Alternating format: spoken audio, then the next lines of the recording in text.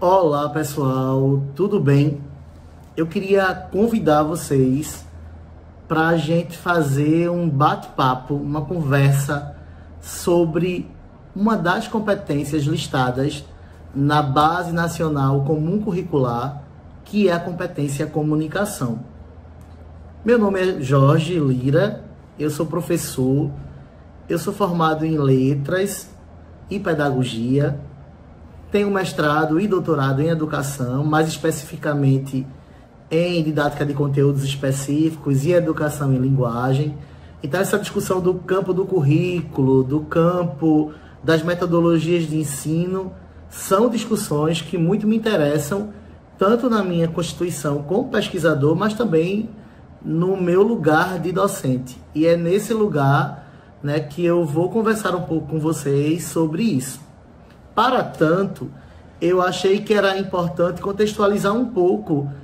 sobre esse documento. Não é? A gente sabe que os discursos curriculares, né, são discursos que nascem a partir de pressupostos filosóficos, pressupostos epistemológicos que constituem a base, né, que vão dizer, por exemplo, de um projeto em nível nacional de sociedade, de sujeito, e uma construção também pensada para a cidadania. Na BNCC, isso não é diferente. A BNCC também se configura como sendo esse lugar, do ponto de vista do discurso, né, como sendo esse espaço em que se concentram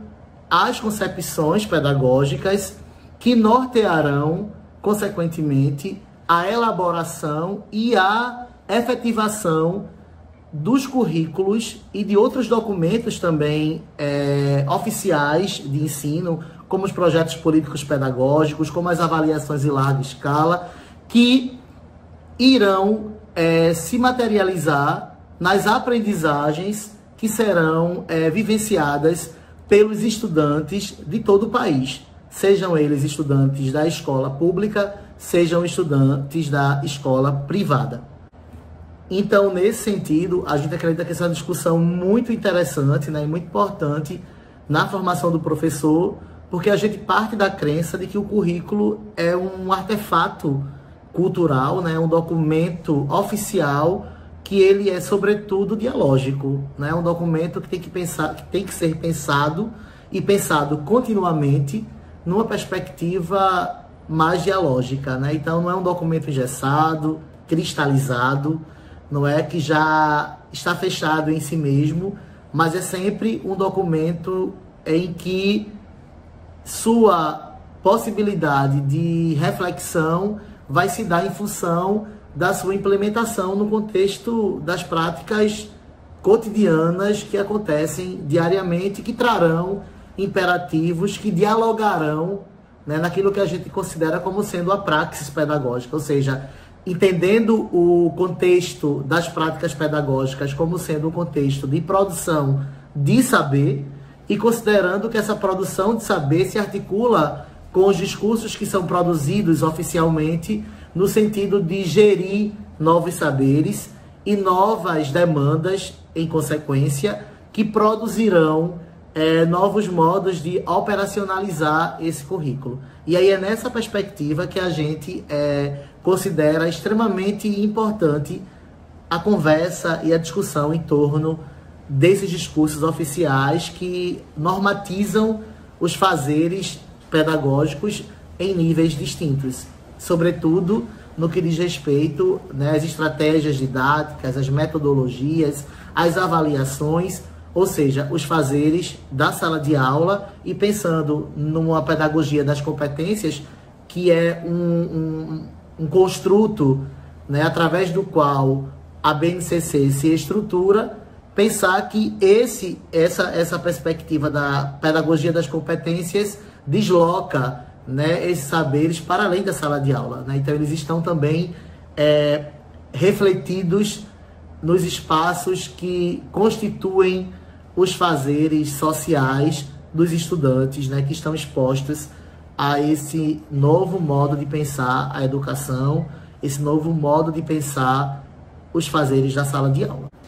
nessa direção, né, a gente observa, né, nos discursos educacionais já de algum tempo, não é um mérito, né, trazido de maneira exclusiva pela BNCC, de se pensar uma pedagogia de currículo que se dê por competências, né? Esse construto teórico ele não acontece aleatoriamente, né? Ele se dá em função mesmo da necessidade de se pensar no ensino menos transmissivo, né? Menos decorativo, memorizador, fechado, né, em si mesmo, sem articulação, por exemplo, com as situações, né, da vida prática, né, sem estar, né, pensado de uma maneira que se articula em uma situação complexa, ou seja, os saberes que não se conformem apenas em se materializarem a partir de definições que não consigam se aproximar das situações que estão, né, disponíveis na sociedade. Então, para a BNCC, o que seriam as competências, né? O que seria um currículo pensado nessa perspectiva das competências, né? No trabalho desenvolvido a partir das competências. Então, a competência para a BNCC é a mobilização de saberes, né, de ordem conceitual, de ordem procedimental, né, também do ponto de vista das habilidades, né, que são práticas, que são cognitivas, que são socioemocionais, e do desenvolvimento também de valores e de atitudes, né, nos estudantes, na formação dos estudantes, de modo que estes possam, né, diante das situações complexas do dia a dia, diante dos desafios da vida profissional, eles possam mobilizar, né, habilidades que estariam asseguradas nas aprendizagens vivenciadas nos diversos contextos escolares, que seriam viabilizados por meio da escolarização desses estudantes, né, nas suas etapas e modalidades da educação básica. Por exemplo, digamos que numa aula de língua portuguesa, né, não basta apenas que o estudante ele esteja exposto a um trabalho no nível de metalinguagem, ou seja, não basta simplesmente que o aluno ele saiba o que é uma conjunção do ponto de vista do conceito, sem saber, por exemplo, como operacionalizar, né, como ter competência, né, como ter habilidade, consequentemente, para mobilizar essas conjunções ou uso dessas conjunções na produção textual. Né? Então, num trabalho de redação para o Enem, no trabalho, por exemplo, de um outro, né, na feitura de um outro gênero textual, em que a materialidade linguística, por exemplo, desse gênero exija um uso, né, mais profícuo das conjunções, é muito importante que o aluno ele tenha habilidade, né, depois de ter adquirido a competência de fazer uso desse construto textual, né, gramatical e textual, né, a serviço, por exemplo, da efetivação, né, dos seus processos comunicativos e, consequentemente, de garantir uma competência comunicativa no uso, né, desse recurso. E aí, nesse sentido, a BNCC ela se estrutura, né, ela se organiza em torno de competências e habilidades. Em se tratando especificamente da competência comunicação, a BNCC vai dizer que é a capacidade, né, desenvolvida nos estudantes para que utilizem diferentes linguagens, verbal, oral ou visual motora, como Libras e a própria escrita, corporal, visual, sonora e digital, bem como conhecimentos das linguagens artística, matemática e científica, para que se expressem e partilhem informações, experiências, ideias e sentimentos em diferentes contextos e também produzam sentidos que levem ao entendimento mútuo. Então a gente percebe que é uma competência de uma complexidade significativa, né, do ponto de vista das capacidades e das exigências, né, próprias né, de um sujeito em sociedade que precisa lidar, né, de maneira competente com essa diversidade de modos de se comunicar, né? E aí a gente percebe que o sentido de comunicação, ele se alarga, né? Ele foge daquele modelo de comunicação que costumeiramente, né, para quem é um pouco mais velho e vivenciou um currículo de língua portuguesa em que a disciplina era chamada comunicação e expressão, né? E lá se pensava que o modelo de comunicação baseado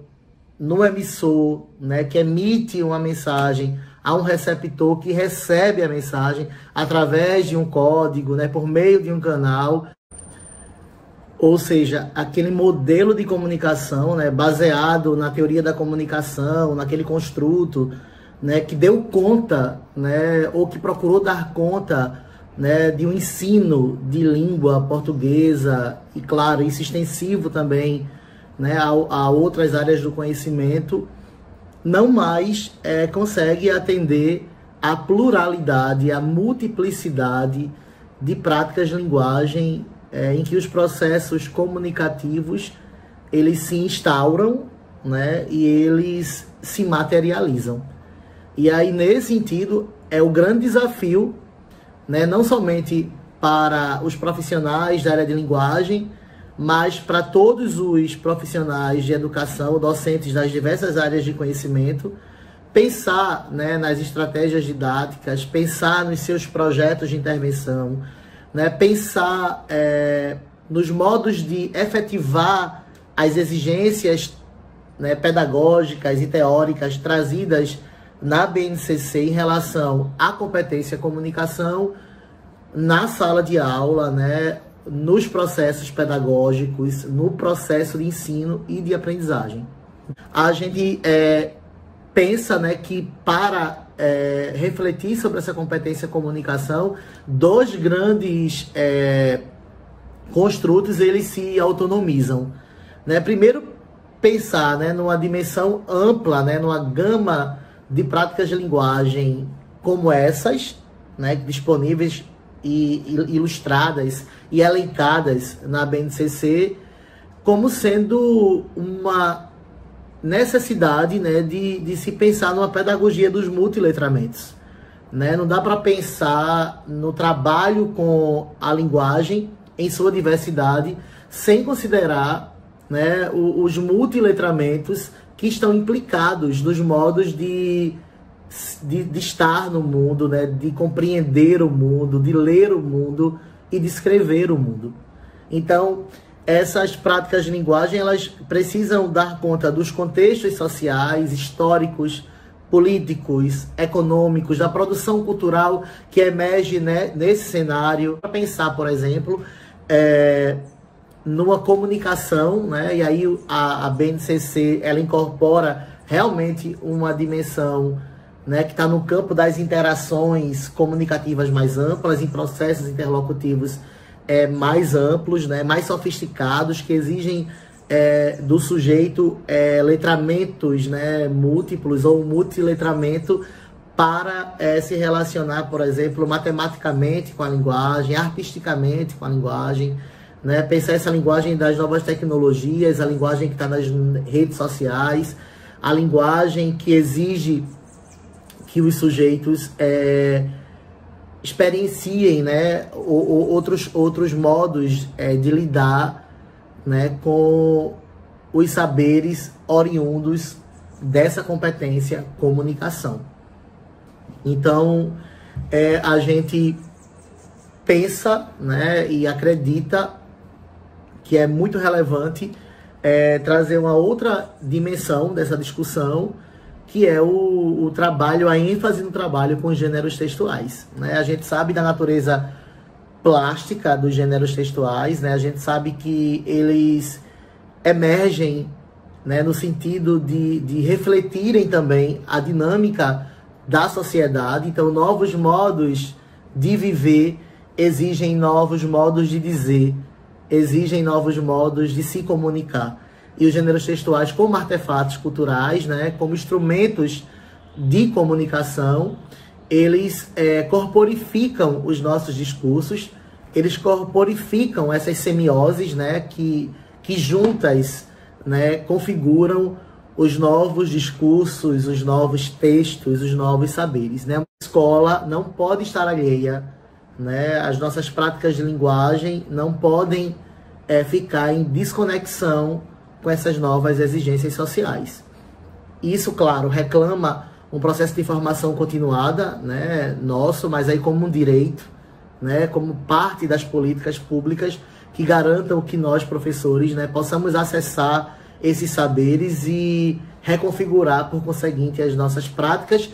também entendendo que nossas práticas também se configuram como um lugar de saber, né, como professores pesquisadores, né, em sentido, né, da própria epistemologia da profissão docente, a gente também está, né, em processo não somente de formação contínua, mas também produzindo saberes nessa formação contínua. E aí, nessa competência, né, comunicação, ela é uma exigência não somente, né, em relação ao que os alunos precisam saber, mas também dos letramentos ou dos multiletramentos que nós também precisamos adquirir, já que, felizmente, né, essa prática de letramento, ela é uma prática constante, né, ela é interminável. E aí, quando a gente pensa nos processos de comunicação, né, as práticas pensadas do ponto de vista dos multiletramentos e articuladas e viabilizadas pelos gêneros textuais, né, fazem com que a gente entenda que isso é um processo coletivo de todos nós que estamos implicados na educação, no processo educativo. Então esse é um pouco do que eu queria conversar com vocês. Vocês podem entrar em contato comigo, caso vocês queiram. Meu e-mail é profjorgelira@gmail.com e eu fico disponível para que a gente possa tirar alguma dúvida, a gente possa, né, somar as nossas informações, os nossos conhecimentos, a gente possa fazer esse movimento maior, mesmo de construção coletiva de saber.